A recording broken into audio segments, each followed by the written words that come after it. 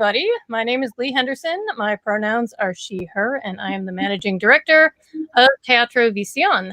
And welcome to La Hora del Mitote. Normally we're here every Friday at 7. We actually haven't been here the last couple of weeks because of the holiday. So I'm happy to be here on our first La Hora del Mitote of 2021. And thank you all for joining us. I am really happy to be here today with some of my amazing colleagues from some of the other wonderful theater companies here in the Bay Area. And we're going to talk about sort of the state of the theater today, things we've learned, how we feel right now, and what we see for the future of our theaters and of, you know, theater as a art form. And as always, this is an interactive conversation. So for those of you out there, we encourage you to join the conversation by making your comments on Facebook and YouTube. If you have questions, please ask them. Or if you want to, throw in your own thoughts or even just kind of wave and say hello, we always welcome that. And so now I'm going to ask my guests to all introduce yourselves, if you don't mind. Just tell us your name and the theater company that you're with and a little about your theater company. And also, if you want to talk about your own practice as artists, that would be great as well. And for people out there watching, if you're not familiar with any of these theater companies, I would really, really encourage all of you to check out their websites, find them on social media, sign up for newsletters, because all of these theater companies are doing really, really cool and amazing things. And I would just encourage all of you to learn about them and to support them and patronize them. So I'm just going to go around our little box here. So Karen, would you mind introducing yourself? Sure. Hey everyone, I'm Karen Altree Piemme, and I'm the director of the Red Ladder Theater Company. Red Ladder is a social justice theater company located here in San Jose, and we work hands-on with a wide range of populations in the community. And our goal is to work with our community members to get them to tap into, explore, discover, and celebrate their own creativity. Thanks. Max?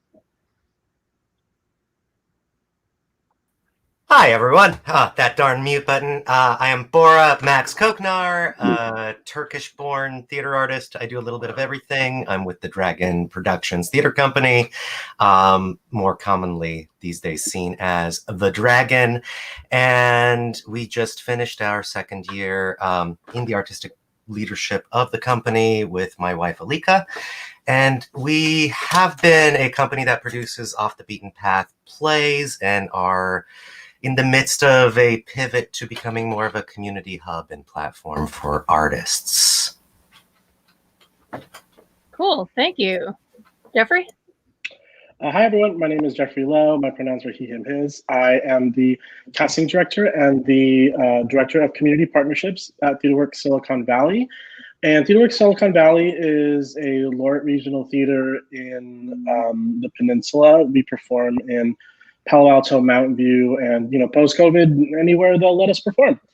And we have main stage programming, currently 8 shows, which has a focus on both new works and modern classics. We do about 3 or so musicals a year, and we have a pretty wide new works initiative that includes a writer's retreat, a large festival in the summer, and just a lot of other development stuff.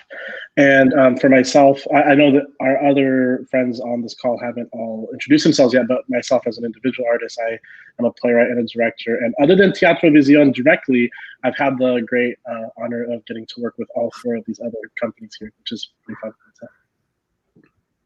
Awesome, thank you. Gary, you want to introduce yourself?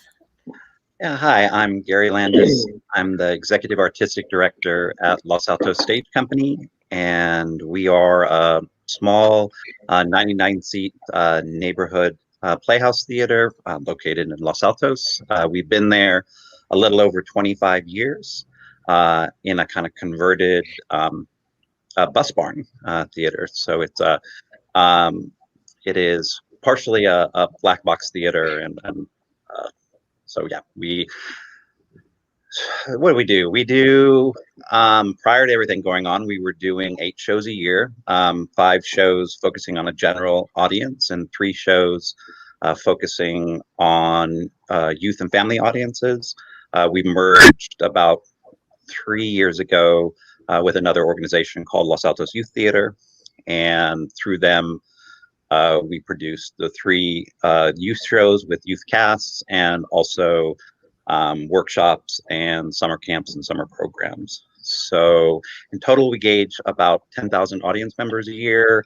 Of the youth audience, we engage about 3,000 audience members and family members, and about 200 students in the program every year. So we are pleased with that. Me personally, as an artist, I try as much as possible to do as many things as is feasible within that. I enjoy theater broadly as an art form, both on the production side and on the directing and acting side. My individual artist focus is what I'd like to talk about is transformation of space. That's what got me into theater. I was really into kind of going into empty spaces, and over time watching them be transformed into other worlds and other environments. And still to that day, it's what I focus a lot of my energy on, and the energy of the company on trying to create a transformative experience for the audiences that come in from show to show to show. So that's me. Thank you. And finally, Lisa. Hi, I'm Lisa Mallette. My pronouns are she, hers. I'm the Executive Artistic Director for City Lights Theater Company in San Jose. I've been there for my 20-year anniversary is coming up this summer. Ha! Can't believe it. And if you're not familiar with City Lights, we are also in a converted warehouse space at present. We've been there for about 30 years on South 2nd Street between William and Reed, across the street from Notre Dame High School. And we seat anywhere between 105 and 115, depending. And we have a 6-show season in the before times. And what I always say is 3 you've heard of and 3 you haven't. So we try to balance that. We try to balance the familiar with the new. I have an affinity for new work and new voices. So as the artistic director, I don't think I would be happy if I produced everything that everybody has seen 10 times. So I would say that that's sort of our personality and culture is that some of it you will have heard of, or some of those playwrights, but some of it you won't. We also are a great music venue. So we have a music series, and we also have a very teeny tiny new play series that I love dearly, that we are slowly aspiring to be like TheatreWorks and their awesome new play festival. But I'm proud of that too. It definitely gives a platform for new voices, and most of them local and most of them female. I grew up and in my career as an actor predominantly, and then became a choreographer and a director, and now I'm the executive artistic director of an organization. So I don't get on stage very much, but I really do still enjoy any artistic connection that I can have personally as an artist. I think it makes me a better leader when I remind myself why I chose this crazy profession as a career. And so any little bit of this, that, and the other that I can do, I appreciate, and I have a lot of gratitude for. But I feel like really my sweet spot right now is corralling people around a common vision, and being a leader in now, especially in these times, being a leader for a group of people around a common vision outside of a play, outside of creating a particular piece of art, which has been a bit of a shift. So thank you for having me. I wish I could see you all that are watching, but it's nice that you're here. Thank you. And thank you. And thank you all for being here and joining us. And yeah, thank you all out there who are watching. Please do ask us questions and comment, and we love to hear from you. So the first question for all of you, looking back at the year we've just been through and all these huge events that have affected the theater community and all communities so deeply. And I'm talking, the pandemic, there's Black Lives Matter, there's the election, and, just recently, already this year, insurrectionists in the U.S. Capitol. How has this changed your theater practice, either as your organizations or also, as an individual artist?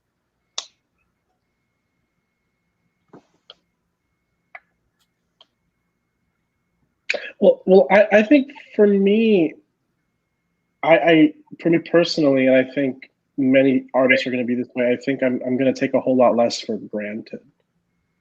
I think that I sort of took it for granted that there were going to be shows that I could watch or shows that I could work on or something to do or people I could see. And I think that in some ways, it's easy to get really busy with creating art and forgetting why you love art. You just think, oh, I got to make it to opening night, or I have to get the audience here, and you can get, creating theater is a hard life, and you forget that if you want to have a hard life, there are other things you can do and have a lot of other things be easy. And so having art be taken away from us in a lot of ways, or not all art, I should say, but certain forms of what we're used to using as our storytelling platform being taken away from us for the time being, has made me realize that when it's back, I'm going to appreciate it a lot more. I remember very clearly the day that TheatreWorks decided to close our shows and what we were rehearsing, which was just before, maybe a week before the official shelter in place from Governor Newsom. And it was like, all within a day, it was like we had one show running, and I had to call all of those actors in my role as casting director and tell them that night when they traveled to the theater that they had to take their stuff home. That was their last performance. Then I had to call, then we were in rehearsal for Ragtime. I had to call the parents of all the child actors to let their parents know that when you drop off your kid to rehearsal, please stick around because you're going to have to take them home after we share with the whole cast that we're canceling the show. And then I went to Hillbarn Theater, where I was at my preview for a performance where they had decided we weren't going to perform after that.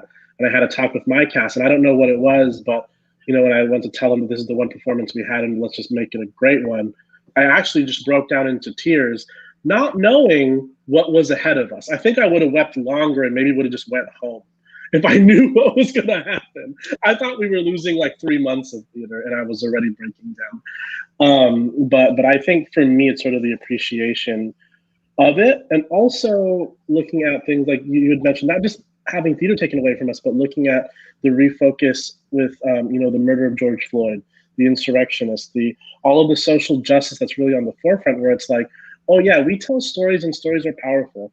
And if many of us will say something like, storytelling is the greatest tool we have for empathy, and now we, the way I put it is, the powers that be that put this pandemic in front of us is sort of forcing all of us as a people to essentially go to your room and think about what you've done. And I think that when we come out of this, we're going to have to refocus and remember why we do what we do. Yeah, I would just piggybacking on that would say, for us at Red Ladder and being a social justice company, there was such a huge break in our activities. Among the different groups with whom we work, we're in 9 different prisons out in Northern California on 13 different yards, working with ensembles of artists in each one of those places who themselves generate new work and then perform it and present it. And we were in the middle of that process with most of those groups. And so immediately and without warning, that all stopped, right? So there was never an opportunity to say to any one of our ensembles, hey, we're not going to be here next week. We just stopped coming in. And there's no real way to get any kind of dialogue, right? We can't make phone calls or get on the internet. We can send letters or packets of information, but the communication gap is enormous. And one of the real frustrations has been that, we tend to work with lots of folks who are marginalized and isolated, and this pandemic has further marginalized and isolated them. And, I think we've seen a lot of people shift to offering programming, online via, Zoom and other platforms, etc. And I feel like it's been really essential to remind people in that process that that's an accessibility issue, because many, many, many people in our community do not have access to these virtual platforms. And so, as we're at this time of reckoning around equity, it's not a sustainable, equitable way of reaching deep into our community and serving members of our community. I will say,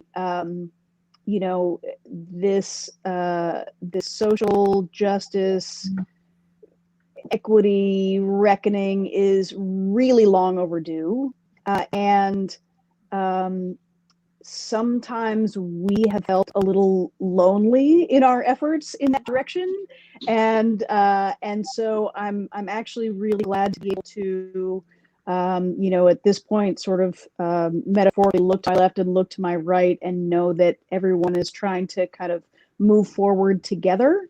I think we all have things that we can learn from one another, and the systemic injustices that exist both in our society and in our theater industry, we're never going to be taken down by, one or two or three or 50 or 100 organizations. It really needs to be everyone coming together and recognizing that our entire industry needs to shift. And I think that has been a big wake-up call that I'm really grateful has happened. And I'm happy to move forward alongside our colleagues in the field. I'd like to jump on that. I agree 100% with both what Jeffrey and Karen said. This time has brought to the surface so many things. It has put a big highlighter over so many things, all the way from not taking things for granted and really practicing gratitude every day, which I think we all needed a big fat reminder about that. And with the reckoning around social justice and the storytelling of our responsibility to be good storytellers and to really tell many stories and encourage that empathy and that widening and opening of heart and soul and mind, it has become even more important, and we can't do it. So although I think there are a lot of creatives that are putting good work out there online, it is not the same. So that is one of the things that I have realized, is that it is not the same. We gather people together in community around the art for a living. And this is very isolating in this, me in my bedroom by myself. And we all have been feeling that. So I feel like in some ways, we're all getting a little more focused about what needs to be done and the importance of our storytelling when we are allowed to do it the way that we want to, with other human beings and other souls in the room. But this has been such a challenging time for all of us, and for many, worse for them than for me. I'm starting to see that too, even though I'm a single mom with 2 kids and I have a theater job for a living. I've always been like, how am I going to send them to college? But we have a roof over our heads, and I do something that I care about, which I am realizing how important that is, and that you can't put a price on that.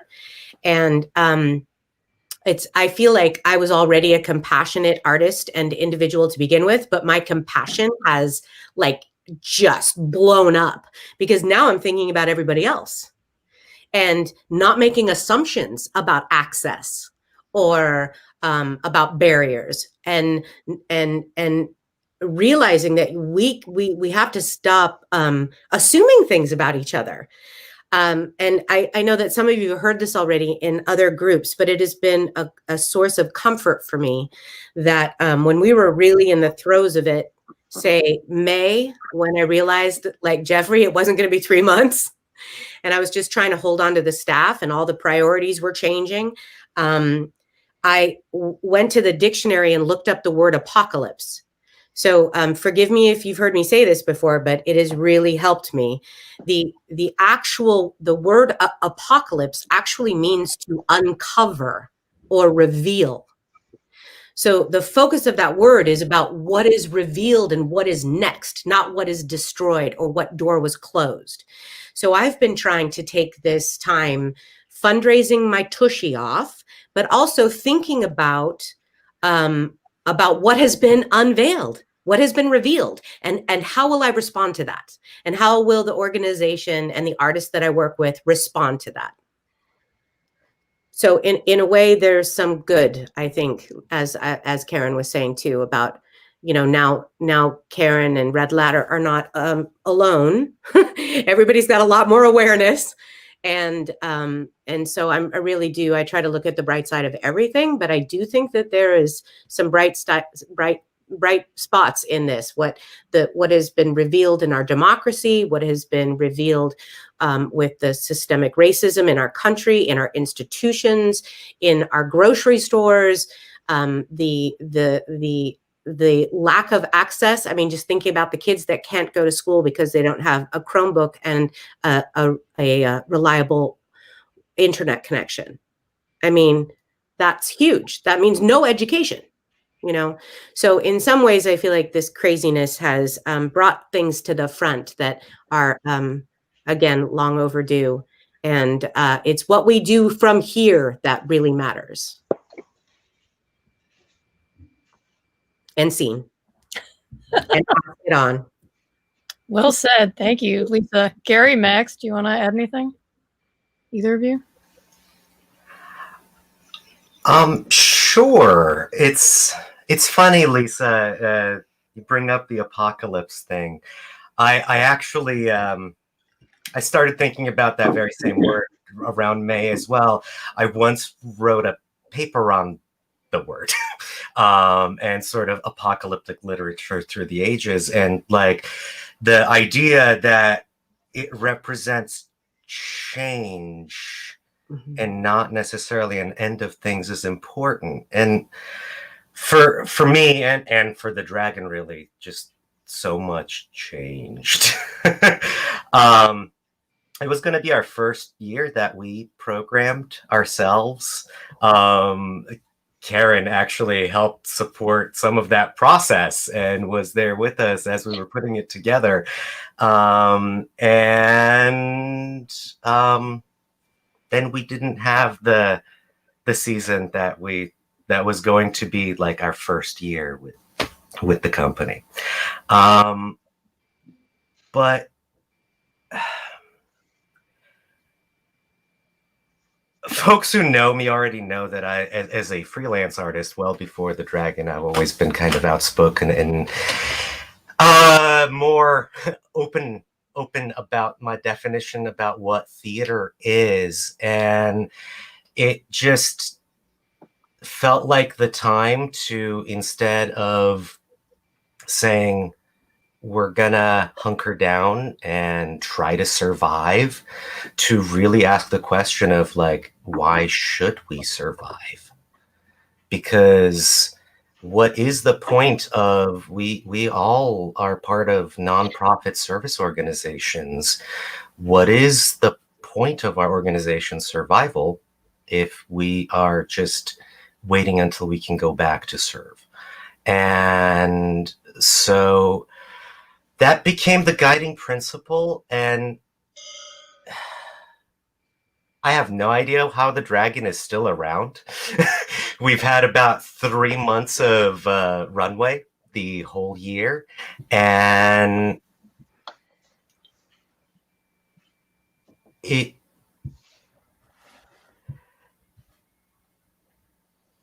really showed, like you were saying, how broken all of our systems were to begin with.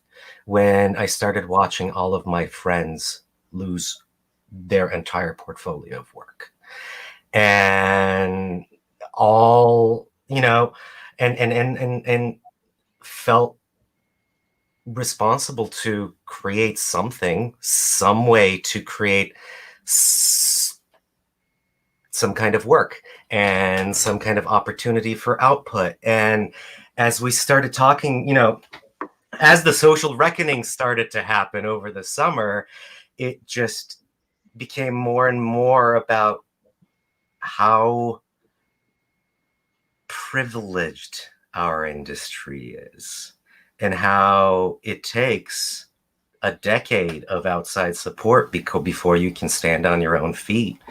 And how that is so much easier for white folks or even white passing folks. And it's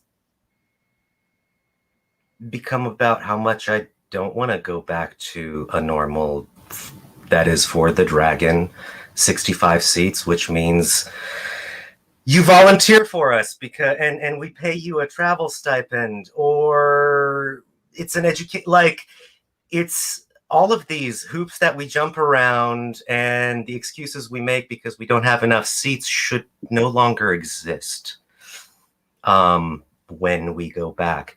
And maybe I think these online things that we're doing are not the same thing, but maybe we can find some experiences that live on the spectrum that can be accessible for folks who are not around here.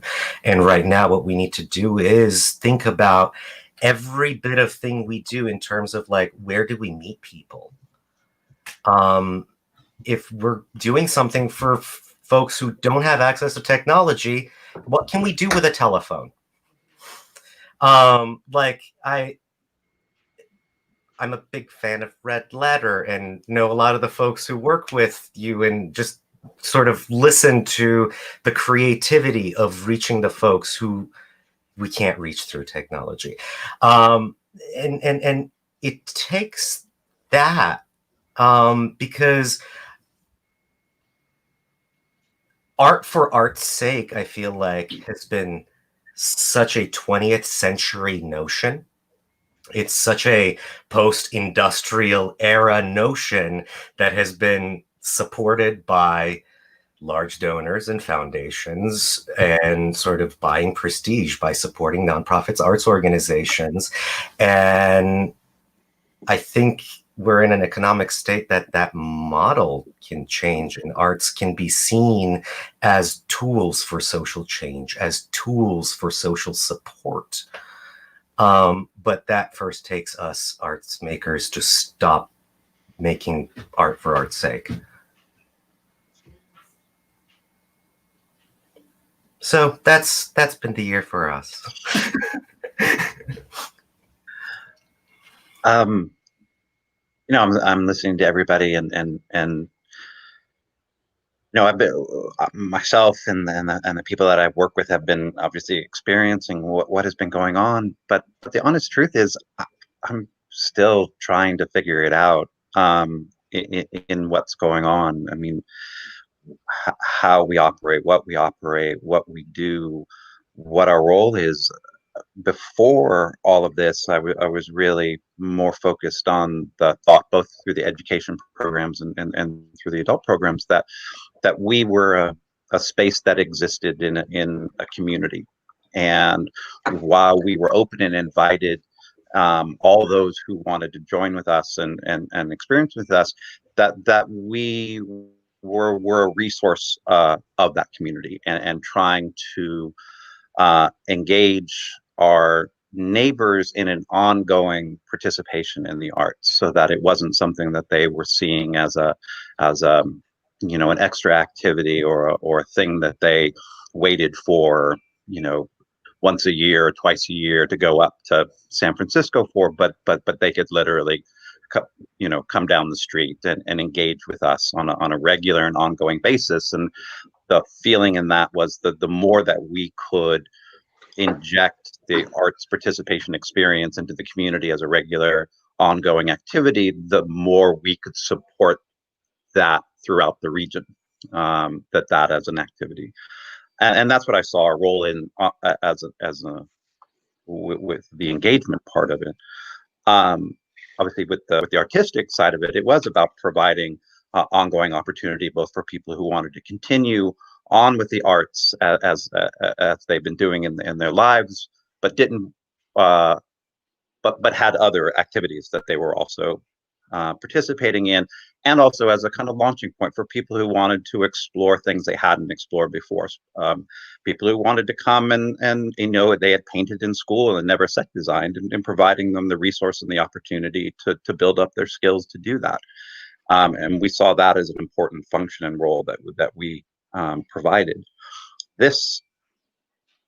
What that did in practice for me and for the organization is we were cranking out. I mean, we were with 8 shows. It was just thing to thing to thing to thing to thing to thing, moving from one. And when we had to shut down, we had to shut down a youth show right in the middle of its run. We had to shut down a production that was going to be moving into the space in just a couple of weeks, and we had to shut down another production that was just starting to get together for rehearsals. And we had to kind of put everything else in a kind of holding pattern that we had already staffed up for the summer, for the summer youth productions. We had already staffed up for the summer camps. And it was really a experience of what decisions do we have to make now? What decisions can we say, we're going to make these now, and we're going to, only make those decisions that we need to at a given point. And like I think a lot of people here, we went, okay, so let's make our what's going to happen next month plan. let's make, and then we got to that and we're like, wow, it's getting more. Okay, let's now look 2 months down. And that wasn't sufficient. Now let's look 5 months down and try to anticipate.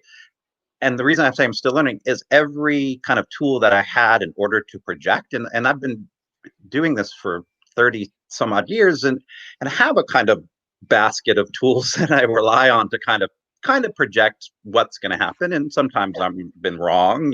Sometimes I've said, really, they didn't like that show. Okay, well, that was wrong.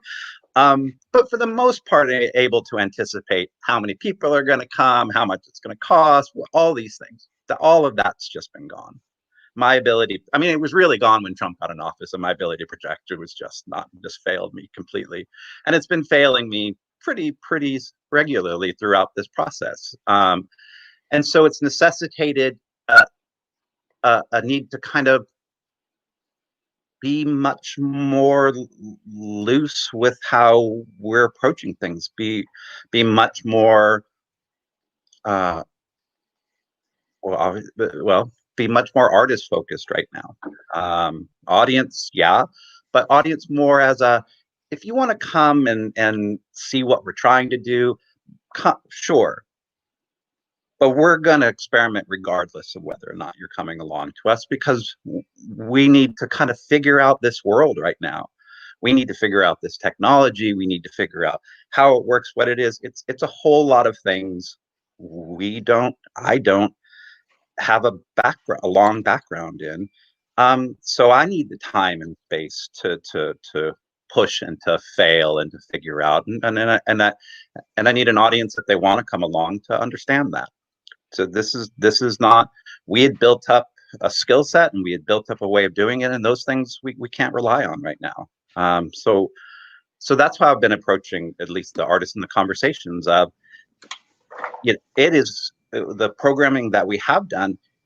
It has been down to 1 or 2 people. We have done that not really out of a financial necessity, but out of a practical necessity, a safety necessity, about really reducing the world of people who we've been engaging with, and approaching it in a let's see what happens, and if we have to stop, we stop. If we keep checking with the county, and if the county says no, this needs to change, we change. If we get to a point where like, oh, you know what, we're not ready, we shift. we're not beholden to anything, because we can't be. I mean, it's just such a world of uncertainty right now. And at the beginning of that, it was a little paralyzing in the sense of we're just going to wait and try to see, because each decision we make seems to be not the right decision. But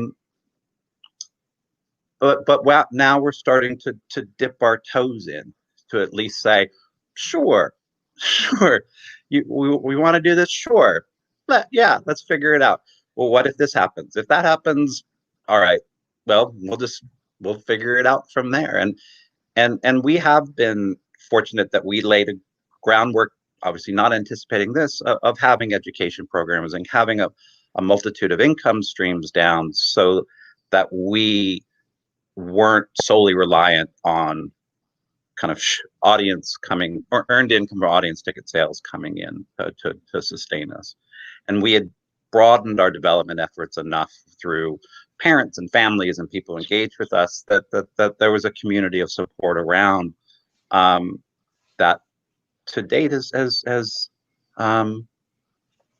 helped us, has helped kind of sustain us during this, and it has kind of stuck with us. I mean, people bought subscriptions to nothing, and so that was great. I mean, who knows what's gonna happen when we actually have to do the shows, because now we've already sold the subscriptions that we're gonna have to figure that out. But we'll see what happens moving forward. I don't know. I mean, we'll see. It's going to be such a transition from what we're doing now to whatever goes. I don't even know how the hybrid is going to work, or how the both streaming and live and limited audiences is going to work. That's a whole nother thing we're going to have to learn how to do. I don't foresee us going back to a normal situation for, I can't, like I said, I just don't even know. I can't predict anymore. If I would say, oh, sure, next fall, I'm going to be wrong. So I've been wrong pretty consistently about this. But I do, as Lisa said, I appreciate all the work that people are doing online, and I appreciate the conversations that people are having about taking the performative arts into a different realm. But that's not theater for me, in my own personal belief. The theater for me is a physical interaction in space, a connection between artist and an audience in a physical space, where there's a transformative experience both through the work but also through the environment. That's why I'm in theater. That's what I focus on, and that's what I look forward to getting back to. And in the meantime, we'll just keep kind of playing and experimenting and seeing what we can do in the meantime. Yeah, and I think there's lots that can be done. So I will say, Gary, you said, oh, we built up these skill sets that then were unusable to us. But what I will say is that the fundamental skill set that we all have as artists is our creativity. And that's what has allowed us to be able to do things differently, think about things differently, whether it's, City Lights online auction that they hosted this great event that everyone in the community felt like they could have fun at, or, Max's ability to sell out his New Year's Eve event, and to use a platform like GatherTown, for some of the other events that they're doing. There's a completely different way of looking at how do we get people to interact, or, whether it's Jeffrey creating the whole Our Digital Stories series program. It's its own whole thing, right? And that it's designed so as not to just try to take what should have been done in the theater and put it on screen, but to really develop new material that speaks to how people are feeling in this way. And and just, I think the collaborative spirit that's there, Lisa kicking off everyone's ability to gather together around Giving Tuesday. I mean, I think that people have really found ways to think outside of the box, and that's where I feel grateful for us as a set of colleagues in an art form, where what we do is we think creatively, because ultimately it's our creativity that's going to see us through. Thank you, Karen. I think that's really well said. And thank you all for, just such sort of thoughtful and honest and passionate and compassionate, reflection on what we're all going through and what we've been through and what we're looking forward to. Just as a quick reminder to people out there watching, this is our weekly La Hora del Mitote, and I'm here talking with colleagues from the Red Ladder Theater, Dragon Theater, TheatreWorks, Los Altos Stage, and City Lights about the state of the theater. And if you want to participate, please do ask us your questions in the comments, or if you have comments of your own, please feel free to share those as well. We welcome your input always. And a couple of you, I think Gary in particular, and Max, you sort of started to get at the next question I was going to ask you, which is, how do you feel about the future of the theater? What are your hopes? What are your fears for where we as artists and as an art form are going in the future?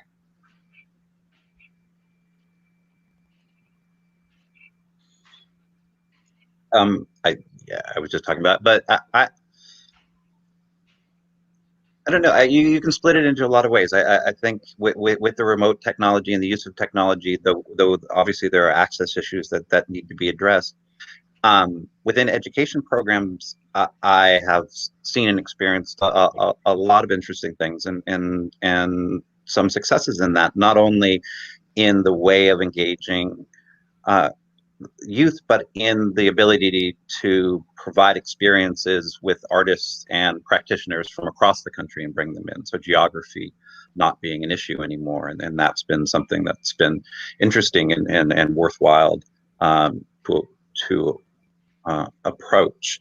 Also, I think the adaptability of students and youth has really kind of shown through in the way that they've come to and dove into the use of the technology to present performances and present activities. I think has been really interesting and something that will probably look to continue and to augment, and probably in a parallel kind of track to the in-person type of experiences that I still think are really important.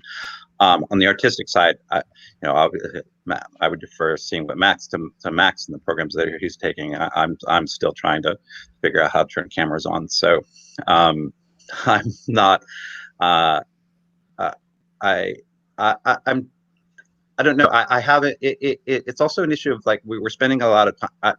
We're spending a lot of time right now and a lot of resources thinking about this, but we haven't necessarily. We've just begun to get the content coming in that can support the creation, and so it's kind of a backwards. It's like for organizations that are primarily on a presenting realm, the content is still kind of developing in order to do that. For those who are into content creation and into developing of works themselves, I think it's an interesting time. So I'm not sure. I've been so hesitant to try to take content that wasn't created for an environment such as this and just transplant it onto that. But I am very interested in seeing the content that is being created and what Jeffrey is doing about creating content specifically for this environment and doing it. That I think is a much more interesting avenue, and hopefully will be something that will continue, because this is an avenue to create. This is a art form for presenting stories, but I believe that the stories themselves need to be developed specifically for this type of platform. Yeah, I totally agree. We're just 10 months later.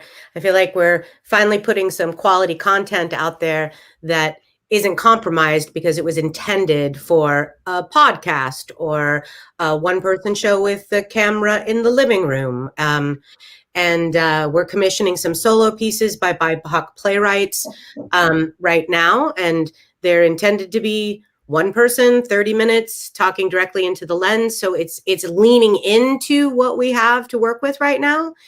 I just could not get behind like pretending like it was in the theater, but it's not. So it took me a while to sort of figure out like, well, what's cool that's not in the theater? How can we still serve? How can we still create that's not in the theater? But when you ask that question, Leigh, I have to say the future, I go past that. Like, that right now is what I'm thinking about for the next 6 months. Like, how do I continue to engage, continue to build relationships, continue to raise money? We went from like a 60% contributed income run organization that had, 16 years in the black to a 99% contributed income run organization and hit the red for the first time since 2003. So in some ways, like, it just makes your priority shift. So what I'm really thinking about is it will not go on forever. Theater is not going to go away. It's just, how long is it going to take? And what I'm sort of excited about is, like, there will be some people that are just chomping at the bit to get back in the space. Like, they will have their temperature taken. They will show their little "I got vaccinated" card, whatever the case may be. They cannot wait to gather in community around art. And there are some people that will never come back.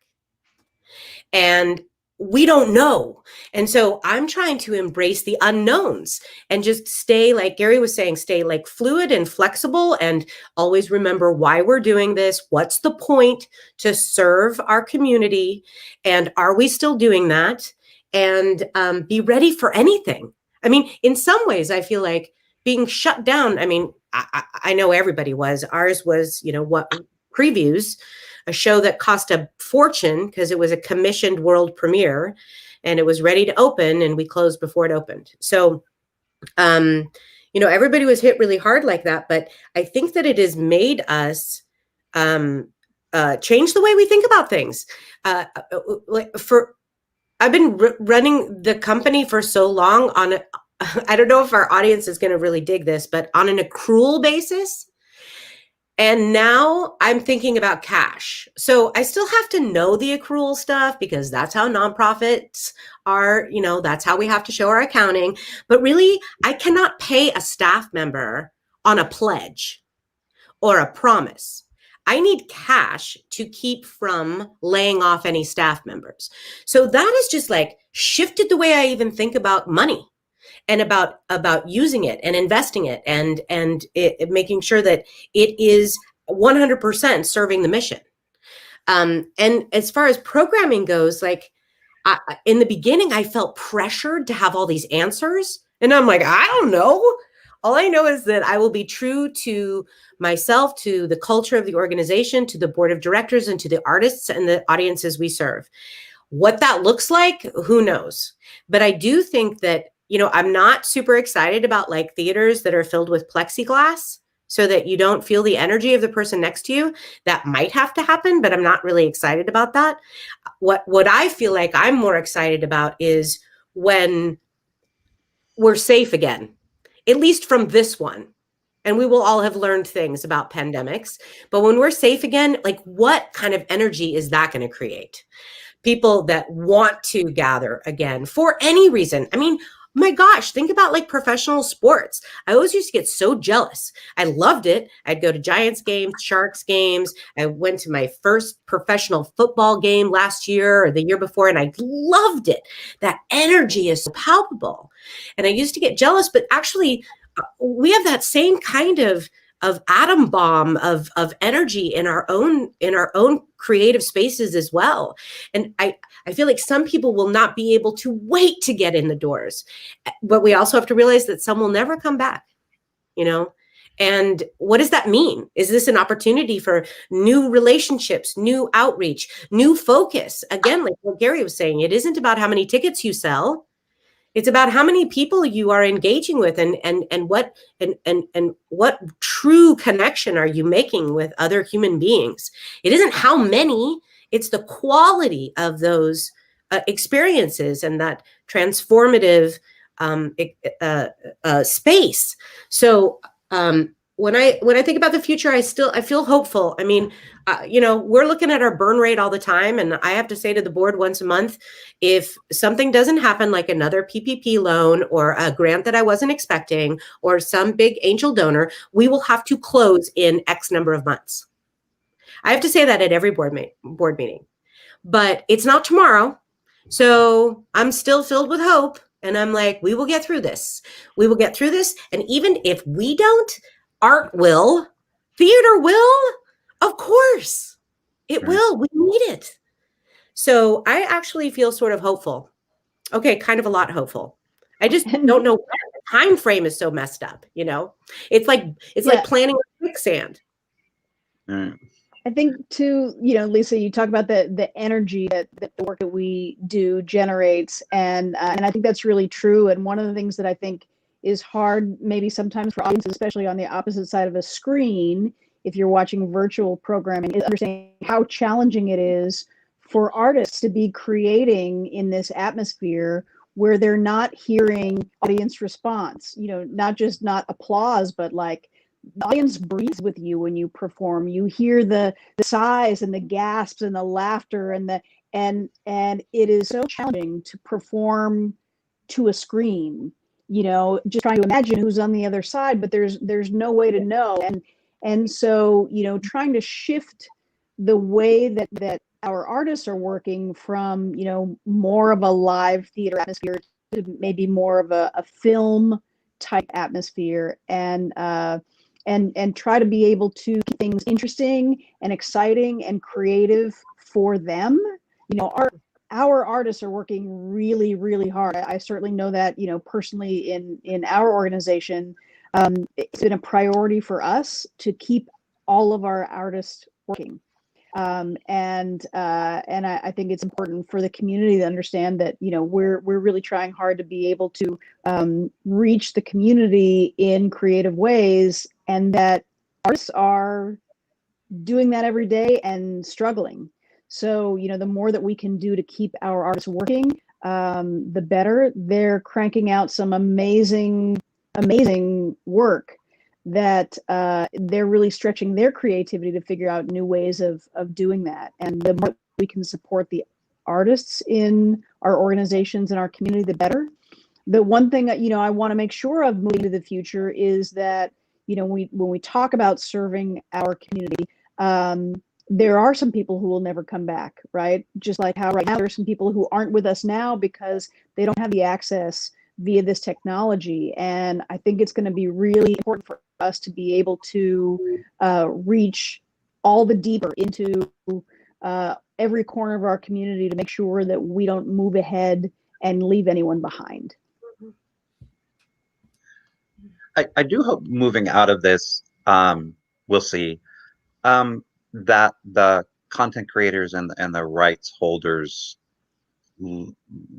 look at different ways for us to be able to provide the content out to communities, and build that into thinking, because that has been you know, this obviously caught everybody kind of off kilter, and it's taken a while for the rights holders to really digest this and think about how they're going to allow their works to be presented, and the rights too. And it's actually been I think the artists have been ahead of the rights holders. My experience is the rights holders have denied, and the artists have overruled the rights holders. So that's been an experience I've had, which is good. But it's taken more effort to kind of be able to get works to allow them to be presented in a digital format, and having to really get the artists themselves to advocate for that to happen. In terms of like the future, what do I say? I mean, I feel fine. I feel like we're going to be just fine. You know, I think I don't mean to brush off. I mean, I think the biggest challenge isn't necessarily whether or not the art's going to survive. I think the biggest challenge is whether or not organizations are going to survive, which is also a scary thing, because that's people's livelihoods, that's people's jobs and everything. And I don't want to act like that's not a big thing, but I think that's separate from the art. And I think that for a lot of people, I think a couple of people on this call specifically, even more so than the organizations, it's the buildings that are really going to be challenging for people. But I think that on the other end of this, there's a lot of artists that are going to have a lot to say. And they're going to have, and I think that, you know, again, looking back at the refocus and the shift in perspective in our communities and in our country, I'm really hopeful that some of the artists that have a lot to say and should have and have had a lot to say and should have had the opportunity to say it, I think they're more emboldened than ever to say what they need to say. And I think that we as a community need to hear these things. And to be perfectly honest, I think that upon, you know, Karen was ahead of so many of us in the work that she does, but I think that in hindsight, the way things were going was going to be obsolete eventually. And I think the past year really sped things up. And you know, hopefully the artists are going to be there and the artists are going to be ready. You know, and not, this isn't to be like the whole like, oh, maybe Shakespeare wrote King Lear in the pandemic and everyone's stressed out about not being productive. Like, it's hard. I have a hard time writing right now, but I was messaging with a fellow writer friend that when I do have it in me to write, I feel like, oh, I'm ready to go. But it's just getting there because there's a lot of other stresses right now. But once the floodgates open and once you feel like you're not writing for, well, like right now you're questioning, what am I writing for? I should be out protesting. I should be out doing community service. I should be out doing this. What am I writing for? But once the floodgates are open and the writing can feel like a part of the service because of the fact that you can be actively doing it again, and you can be having partnerships with communities, oh, those floodgates are going to be amazing.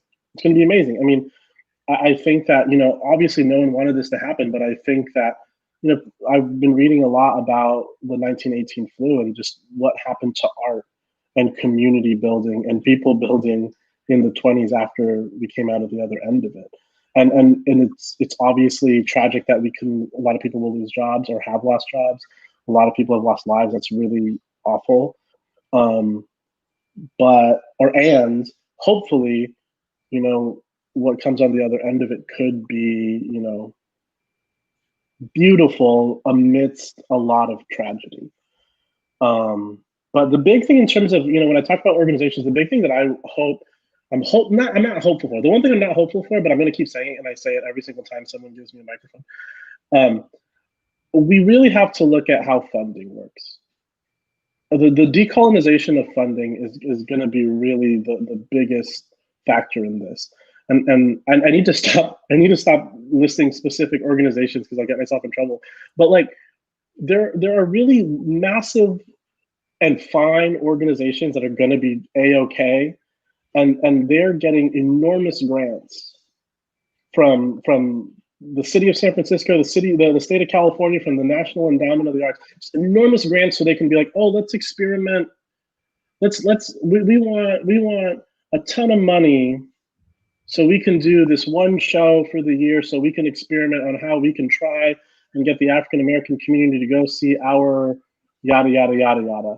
And what ends up happening is they'll get maybe 50 African American audience members, and they trot out a bunch of African American artists to perform in front of a bunch of non-African Americans. What grant does Lorraine Hansberry Theater get? They get like, oh, here's something to pay your electric bill for a few months. And it's like, how does that make any sense? What is your measurement? What is your measurement tool on how you give out the grants? Is it how much money someone's already spending? Because boy, I could write up a budget for some rando thing that is going to cost $1 million if that's how you give out the money. But right now it seems like these funders are either one, racist, prejudiced, all of those things, or they're punishing people for giving realistic budgets, or both. You know, so I really think we have to look at how funding works, because right now both the people we ask for grants and funding from, and also the way that the development industry works in terms of fundraising is making a lot of arts organizations really beholden to a homogenous group of people that maybe we don't want to be beholden to anymore.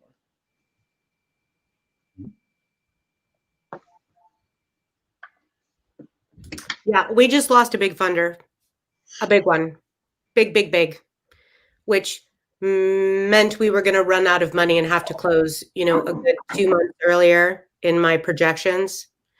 And I was so upset in the beginning, and I was like, what can I do? I mean, I can charm the pants off of anybody. I can sell the ice cubes to, whoever, the Penguin. And then I was like, you know what? I don't think our values are aligned. And so, oh, well, I'm just going to lose that money and just have faith that if I don't jump through those hoops and act beholden and adjust my conversation to fit those priorities, that it will open up another opportunity down the line. This just happened too. And I was just like, what?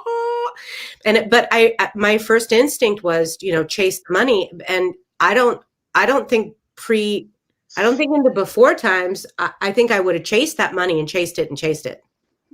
And now I'm like, nah, I really don't have the energy. I don't have the energy to chase that money. And it's really not that much, honestly. And if that's where your priorities are, fine. I'll just find somebody another donor, funder, supporter who's more in line with what I care about, But I agree, Jeffrey, there's a lot of stuff that's broken.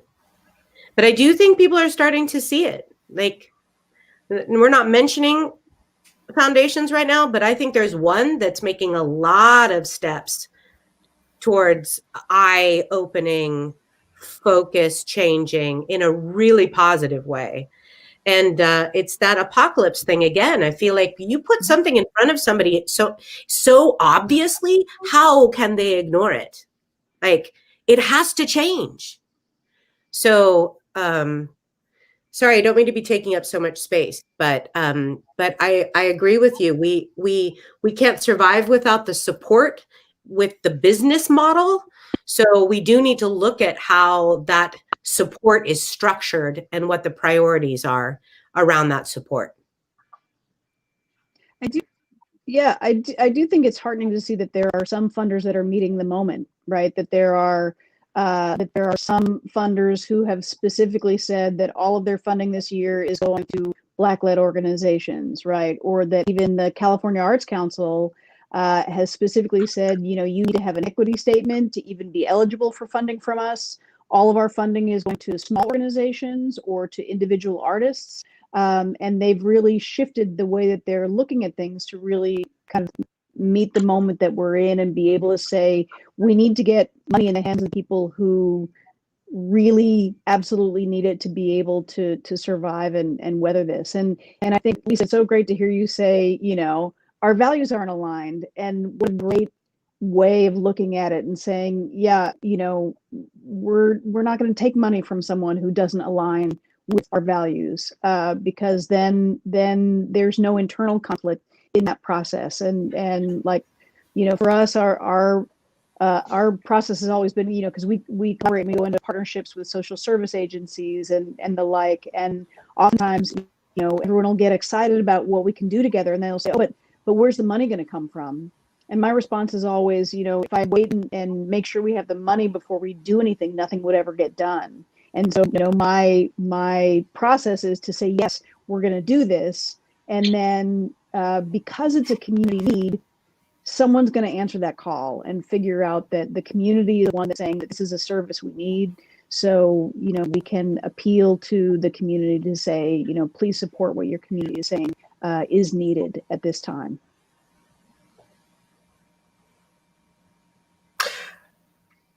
And Karen, I feel like what you described is the evolution that, like, you're leading the evolution that I hope our industry will hit. Because the question is, for funders, why do organizations like ours need them? Because, I mean, the economics, the dynamics are changing. And the question is where we land on, what side of those dynamics we land on in terms of gatekeepers. And the same question applies to artists and organizations like ours. Jeffrey, like, to your point, there are so many artists who have so many great things to say who, because of necessity, are realizing that there may be better platforms out there than a theater company that is not going to write back to their script submissions. And so, like, that is the future I'm hoping for, because I think the whole system needs to evolve. And what I fear is that we're just going to wait out the year and go back to business as usual and talk about the gradual wins that we've made, while what we at its core call theater is a concept that is still rooted in colonial and early 20th century ideals. But I think there's hope.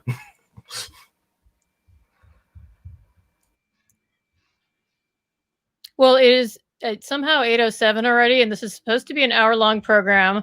So I apologize for keeping all of you later, but I didn't want to interrupt what was I think a beautiful conversation, and I mean, so fascinating and so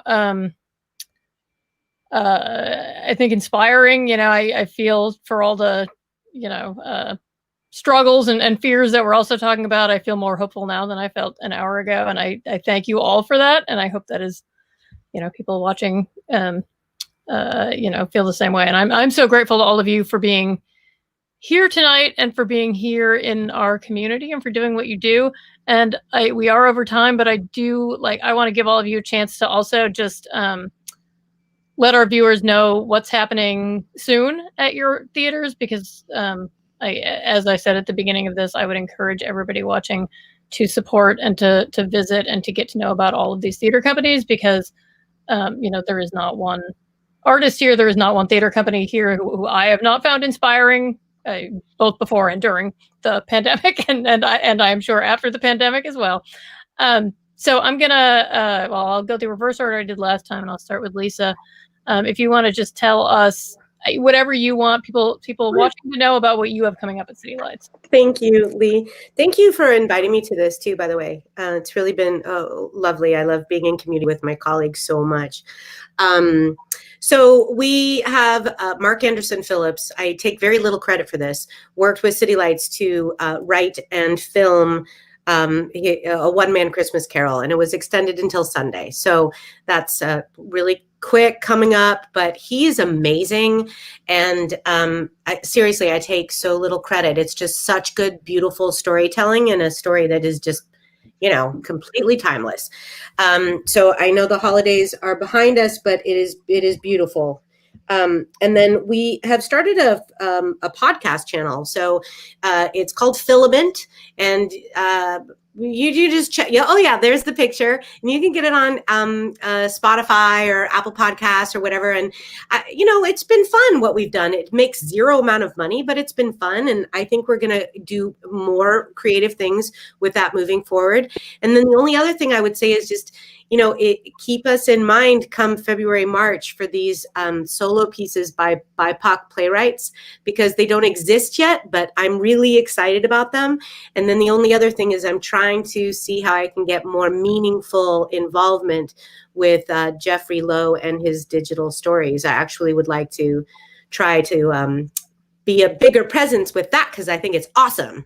So that's all. Thanks. Awesome. Thank you. Gary, you want to tell us what's going on at Los Altos Stage?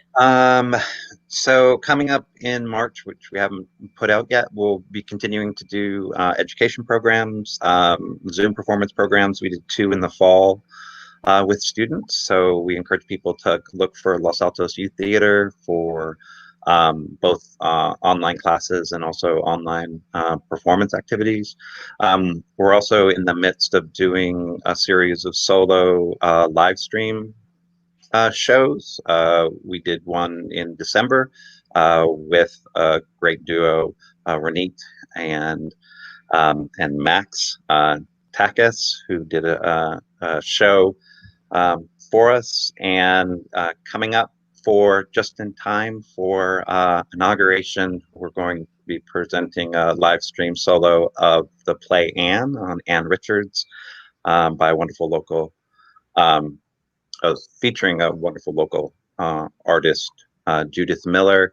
I'll always loved Anne Richards, and I think what Anne Richards stands for now is even more important. And the show itself is a kind of beautiful kind of love letter to an American kind of icon politician who came from an age when it was about getting things done for people who needed things to be done for them, and not what we've been dealing with lately. So it's a great kind of harkening back to one of the kind of original stalwarts of the Democratic Party. So that's coming up.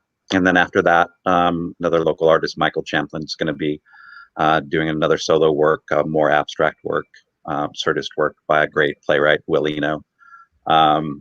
That'll be great. There are a lot of surprises in that work. If you haven't read it or seen Tom Paine, Based on Nothing, it is a wonderfully written script, and it'll be a wonderful show. And we'll probably have 2 more activities going on later in the spring. My associate artistic director, Gary Ferguson, is looking to put together a piece in March. He's trying to decide on the piece and the artists. And then we're hoping that when we get to May and June, we'll see where we're at. But we're hoping we got the rights to be able to bring the work that Jeffrey's working on, Tiny Beautiful Things, to be able to live stream it. That took a while, but we'll have to see where we are with the restrictions at that point. And if we are, we're hoping to bring that group who's been already working on the show for a while back together. So that's where we're at.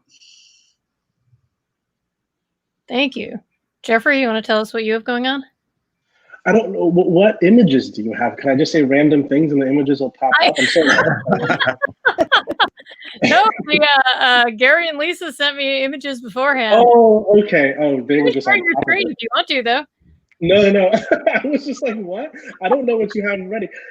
So TheatreWorks, we just finished up a live stream of a holiday piece called Simple Gifts, which was a multicultural celebration that included poetry and song and personal stories from 11 different performers, which we were really proud of. And what happens next? We're still sorting that out. But the big things that we currently have, we have some great initiatives that we're working on. One of them being Voices of Democracy, where in the lead up to the November election, we had poetry readings and quote readings, and we had a wonderful event surrounding the centennial of the oh gosh, which amendment was it? I'm blanking. The first women's right to vote amendment. There was a centennial of that. Oh God, 19th? That's right, the 19th amendment. The centennial of the 19th amendment. Thank you so much. Oh my gosh. And so if you check out on the TheatreWorks website, the Voices of Democracy page, you'll see some wonderful performances. We had a group of 9 BIPOC performers read Bosia's Courage Rising, which is a very inspiring poem. And Santa Clara University professor and all-around amazing person, Aldo Billingsley, did an incredible, powerful, and just haunting reading of Langston Hughes's Let America Be America Again, which we wanted to do to remind everyone where Let America Be America actually came from and what it actually means. So we were really proud of that. And then we also have a series with our education department that we're really proud of called Opening the Curtain, where we are pairing various high school students from around the Bay Area to do interviews about creating theater and the arts with different artists in the community. And then we have a community spotlight where I was able to interview different community organizations that are doing amazing work in the Bay Area, just to sort of signal boost and uplift the work they're doing. I did an amazing interview with Karen to talk about Red Ladder and all that they're doing, and that was really exciting. And then our digital stories, as some people have mentioned, if you go to ourdigitalstories.org, you could check the archive of all the pieces that we've done. And then on January 29th, we'll have our next volume, and we will be, with each volume of Our Digital Stories, we support a different community organization. And for volume 6 on January 29th, we are uplifting and signal boosting the work of Shifting the Culture, which is a BIPOC female-led organization that does consulting work around EDI work and sexual harassment training and gender ethnicity and all sorts of equity, diversity, inclusion, and access work. And they're just an amazing group of women. And we're excited to sort of work with them so people know more about the Thank you. Max? Okay. I also did not do my homework, but I'll share a couple of things that are coming up. You can find out about all of them on the website. I apologize to friends and team members if I don't mention your thing. One of the things we're doing is our book club party line, which is towards sort of community building and is accessible via phone or Zoom, which happens every Tuesday and is a reading book club experience. That just started and is focusing on Women's History Month this month. On the 17th, we have our Dragon Eggs first presentation of the year. And under this name, it's a evolution of our short play clinic that we've been running last year, which focuses on helping develop new works by underrepresented voices, and usually focusing on stories of intersection in some way, shape, or form. And then at the end of the month, we have our monthly Live at the Dragon, which is presented by Community Street Jam, where we bring in artists from an international pool at this point, and I'm actually not sure who our lineup is for this month, but we've had a Ghanaian high life band, some dancers from Argentina and Mexico, and that program tends to center hip hop, street dance, and all kinds of variety performance in addition to that. And that's final Sunday of the month. Yeah, that's pretty good for now. That's a lot. Erin? Sure. Well, we don't have a lot that we're doing that is available to kind of the general public. Our artists have been working so hard, and so much of what they do is like the best kept secret in San Jose, because it typically is provided specifically to the different communities that we serve. But we are in production for the 20th film that we will have shot during this pandemic. We shoot a new film every other week, an hour-long film that then gets actually broadcast throughout the entire California Department of Corrections system. But the work that our artists have been doing to shoot and edit and create and make these amazing film works is pretty phenomenal. And so I may look for a way to be able to release some of it to the public to be able to see, so that people can get a sense of what it is that we're doing. And then the other works that we have been doing also, both asynchronous and synchronous, has been specifically for the community of foster youth with whom we work, right? So there's not a lot that has been available to the public, but we'll see if we can maybe shake things up a little bit and let you all peek behind the curtain at some of what we're up to. And then we do have some big things afoot just organizationally that I'm not allowed to announce until next week when it becomes public, but keep an eye on our website, because there's some super exciting stuff for us just as an organization that I'm thrilled ultimately to be able to share and to go through the changes that will bring about. So stay tuned. I'm so excited to learn what that is. I can't wait now. Okay, well, we're on like 20 minutes over time, so thank you all for sticking with us, and thank you for being here. I really just enjoyed and appreciate this conversation with all of you so much. And all of you out there, please do go visit those websites, subscribe to those newsletters, follow everybody on social media, because all these organizations and all these artists need and deserve all of our support for sure. So thank you for having us, Leigh, and I'm so grateful to have all of you as colleagues. Thank you. Really great to be in the room with you. Ditto. Thank you so much, Leigh. Likewise, you're so welcome. Thank you for being here. And for all of you out there, thank you for being here. And we will be back next Friday with our next La Hora del Mitote at 7 p.m. On Facebook and YouTube, same place. And so until then, everybody stay safe, be well, take care, and we will see you next week.